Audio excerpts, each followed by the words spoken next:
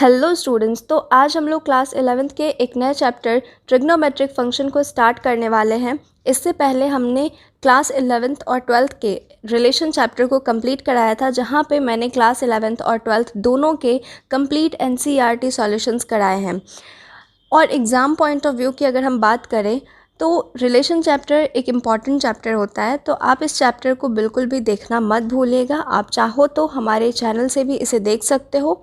हमारे चैनल के प्लेलिस्ट में आपको इस चैप्टर का कंप्लीट वीडियो मिल जाएगा, तो आप वहां से इसे देख सकते हो।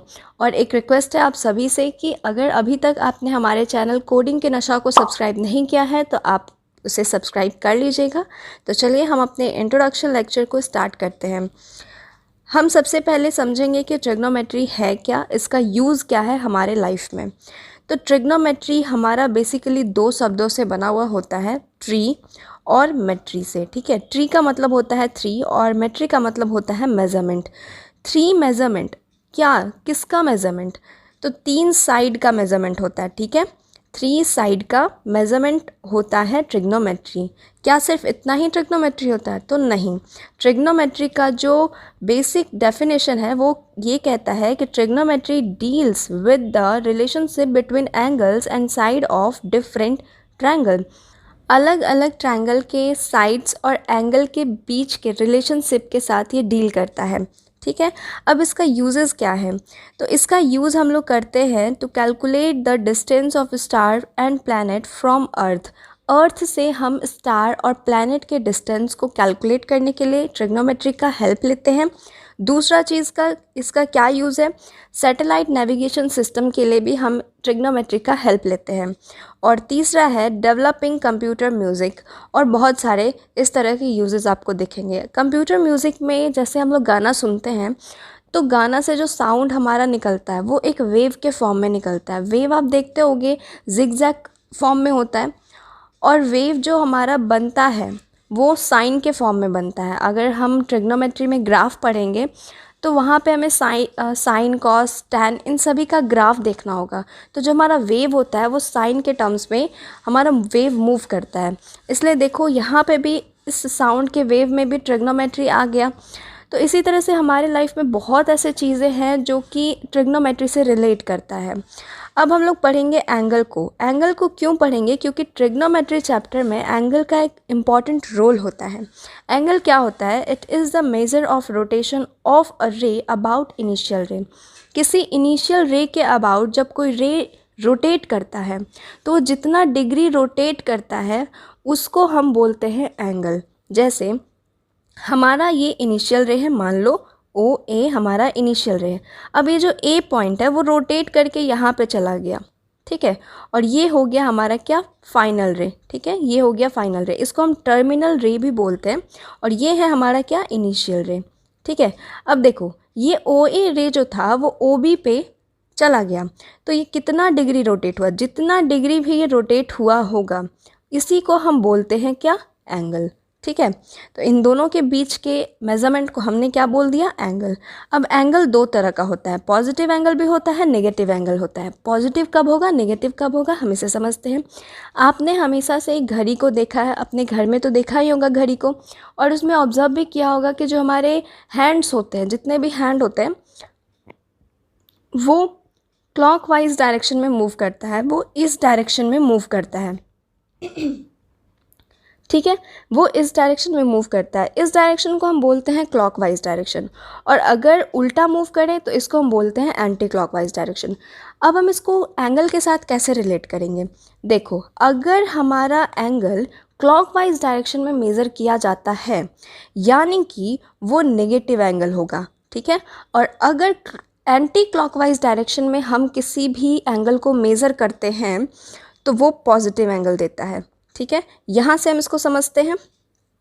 देखो हमारे पास यहाँ पे दिया हुआ है ए ओ बी एक एंगल। यहाँ पे मैंने मेज़रमेंट किस डायरेक्शन में लिया है? एंगल का मेज़रमेंट मैंने किस डायरेक्शन में लिया है? देखो एंटी क्लॉकवाइज में है, और एंटी क्लॉकवाइज में है यानी कि ये पॉजिटिव एंगल देगा। ठीक है, और अगर हम इसी एंगल में समझें कि अगर यहाँ से हमने इस डायरेक्शन में अगर मेज़रमेंट लिया होता तो ये क्लॉकवाइज डायरेक्शन है। देखो ये क्लॉकवाइज डायरेक्शन है ना, ये इस तरह से मूव कर रहा है, ठीक है, क्लॉकवाइज डायरेक्शन है। इसका मतलब क्या हो जाएगा, ये नेगेटिव आ जाएगा, ये एंगल इसका नेगेटिव होगा। लेकिन अगर हम इस डायरेक्शन में इसका मेज़रमेंट लेते हैं, इस डायरेक्शन में इसका मेज़रमेंट लेते हैं, तो ये पॉजिटिव आता है, ठीक है, पॉजिटिव एंगल देता है। अब देखो यहाँ पे मैंने किस डायरेक्शन में मेज़रमेंट को लिया है। अब हम क्या किए कि इस AOB को पलट दिए, इसको नीचे लेकर के आ गए। यहाँ पे देखो, यहाँ A है, यहाँ B है और ये O है, ठीक है। और देखो मैंने मेज़रमेंट लिया है किस डायरेक्शन में, क्लॉकवाइज डायरेक्शन में। क्लॉकवाइज में लिया है इसलिए ये एंगल क्या हो जाएगा, नेगेटिव एंगल हो जाएगा, ठीक है। आपको ये समझ में आ गया। अब देखो एंगल का मेज़रमेंट दो तरह से होता है, डिग्री मेज़रमेंट करते हैं हम लोग और एक रेडियन में करते हैं। डिग्री तो आपने हमेशा से पढ़ा है, 30 डिग्री, 120 डिग्री, 90 डिग्री, इस टाइप से आपने पढ़ा हुआ है। अब 1 डिग्री किसे कहते हैं 1 डिग्री होता क्या है, तो 1/360th time of complete revolution of a circle. Circle के कंप्लीट रेवोल्यूशन में, जैसे यहाँ से समझो ये हमारे पास एक सर्कल है, ठीक है, और इस सर्कल में अगर हम 360 भाग करते हैं, ठीक है, इस तरह से हमने 360 पार्ट कर दिया इसका, तो इसका जो एक पार्ट होगा, ठीक है, ये जो मान लो कि ये एक पार्ट है, तो ये एक पार्ट 1 डिग्री कहलाता है, ठीक है। तो एक कंप्लीट सर्कल में जब हम उसका 360 पार्ट करते हैं, तो उस 360 पार्ट का एक पार्ट 1 डिग्री कहलाता है। अब क्या 1 डिग्री से भी छोटा एंगल बन सकता है, तो जी बिल्कुल 1 डिग्री से छोटा एंगल बनता है, जिसे हम मेज़र करते हैं मिनट में, और मिनट को हम रिप्रेजेंट करते हैं 1 के ऊपर एक बार लगा करके, ठीक है। अब 1 मिनट को हम किस तरह से डिफ़ाइन करेंगे, तो 1 मिनट हो जाता है किसके इक्वल, 1/60th ऑफ 1 डिग्री के। यानी कि जो हमारा यहाँ पे 1 डिग्री आया था, AOB जो आया था, यहाँ पे कितना डिग्री बना था, 1 डिग्री बना था। हमने क्या किया, यहाँ पे इसको जूम कर लिया, AOB को हमने जूम कर लिया, ये पूरा 1 डिग्री है, ठीक है, ये पूरा 1 डिग्री है। और इस पूरे 1 डिग्री में मैंने क्या किया, 60 पार्ट कर दिया, 60 पार्ट कर दिया। अब ये 60 पार्ट में से जो एक पार्ट होगा, ठीक है, 60 पार्ट में से जो एक पार्ट होगा वो उसका क्या कहलाएगा।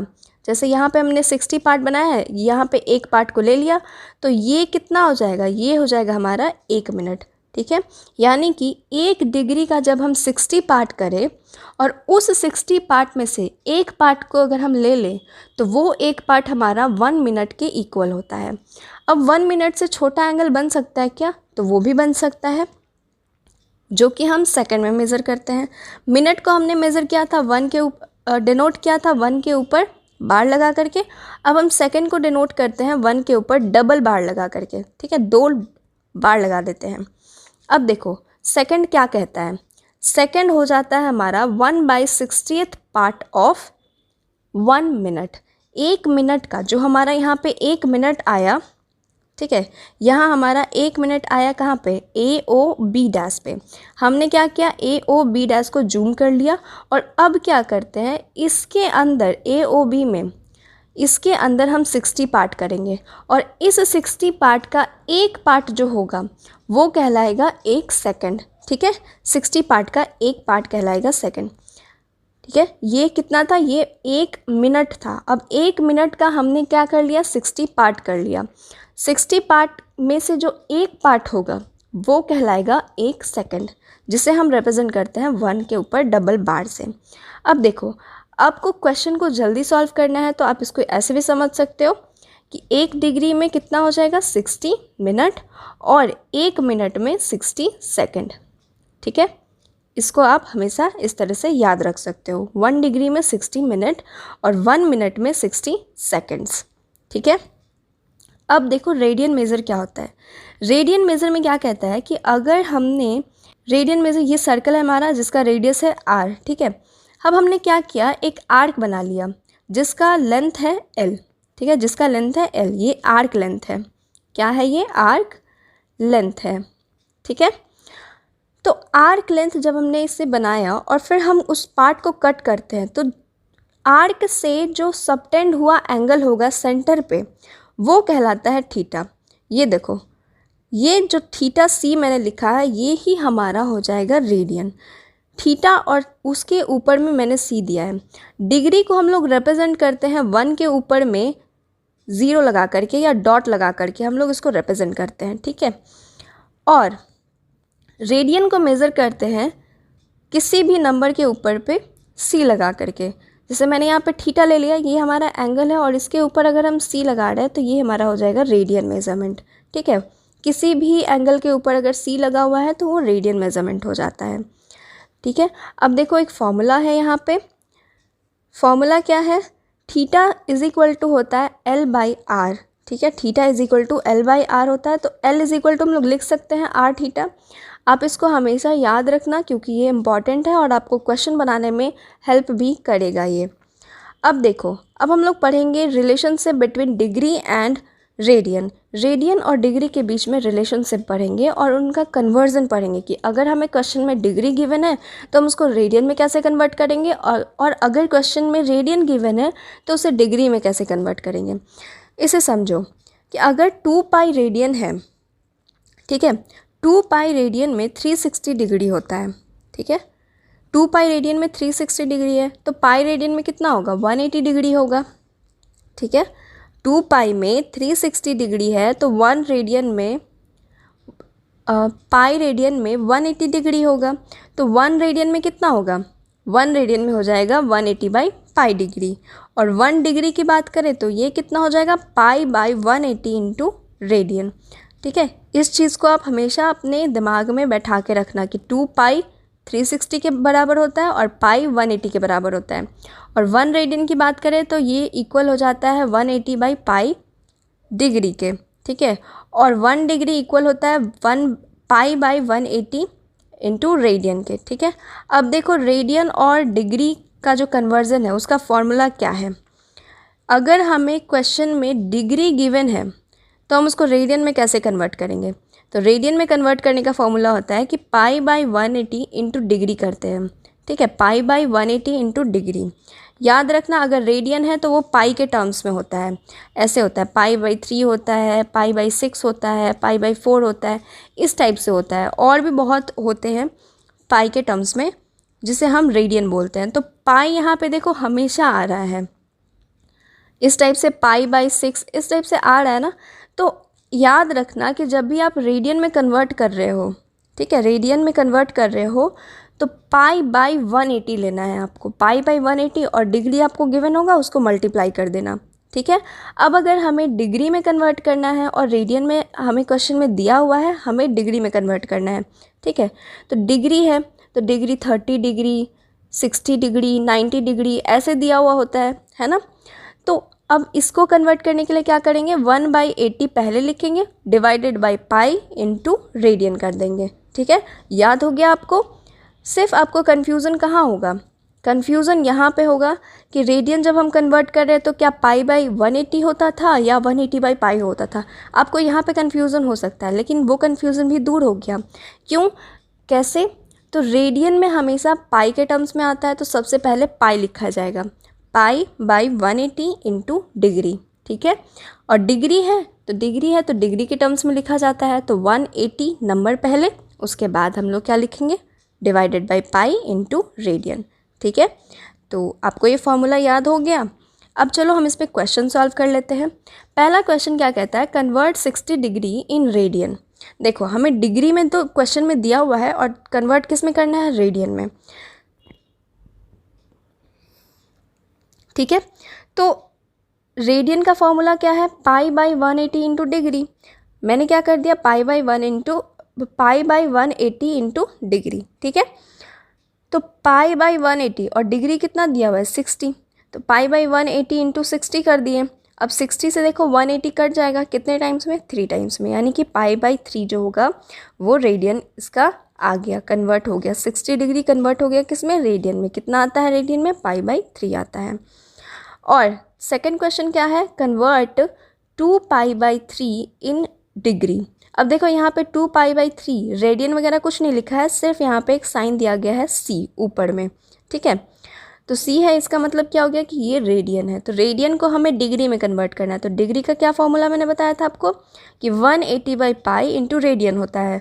तो 180 बाई पाई इंटू 2π/3 कर देंगे। जो हमें रेडियन गिवन है क्वेश्चन में, हम उसको यहाँ पे लिख देंगे। तो 180 बाई पाई इंटू 2π/3, ठीक है। पाई से पाई कट जाएगा, 3 से 180 कट जाएगा, कितने टाइम्स में, 60 टाइम्स में। हमारा आंसर क्या आ गया, 120 डिग्री, ठीक है। तो 120 डिग्री हमारा कन्वर्ट हो गया। रेडियन में गिवन था, हमने डिग्री में कन्वर्ट करना था, तो देखो 120 डिग्री आ गया। अब हम एक चीज़ को पढ़ लेते हैं, जो कॉमन एंगल्स कन्वर्जन होता है डिग्री से रेडियन में, हम इसे समझते हैं। जैसे आपको कॉमन एंगल दिखने को मिलेगा 30 degree, 45 degree, 60 degree, 90 degree, 180 degree, 270 degree and 360 degree. ये आपको कॉमनली हर जगह देखने को मिलेगा। तो इसका रेडियन कन्वर्जन क्या होता है, 30 का होता है π/6, 45 का होता है π/4, 60 का होता है π/3, 90 का होता है π/2, 180 का होता है पाई, 270 का होता है 3π/2 और 360 का होता है 2π। आपको एक होमवर्क में देती हूँ कि आप इन सारे डिग्री को, जो भी मैंने यहाँ पे लिखा है, आप क्या करना कि डिग्री को रेडियन में फॉर्मूला के थ्रू कन्वर्ट करके देखना कि क्या ये π/3 के इक्वल आ रहा है, ठीक है। 45 को कन्वर्ट करके देखना कि क्या ये π/4 के इक्वल आ रहा है, ठीक है। अब इसको कन्वर्ट करके खुद से ट्राई करना, ये आपका होमवर्क रहेगा, ठीक है। तो आई होप कि आपको आज का ये लेक्चर समझ में आया होगा, और अगर आपको ये वीडियो अच्छा लगा है तो आप लाइक करना, और अगर आपको अच्छा नहीं लगा है तो आप डिसलाइक कर सकते हो, ठीक है। और अगर आप कुछ सजेस्ट करना चाहते हो कि वीडियो को किस तरह से बनाना चाहिए, और आपको कोई और चैप्टर पढ़ना है, तो आप इसके लिए भी कमेंट कर सकते हो। जो फार्मूलाज वगैरह हैं वो हम लोग नेक्स्ट क्लास में पढ़ेंगे। तो चलिए मिलते हैं अपने नेक्स्ट क्लास में, तब तक के लिए बाय बाय।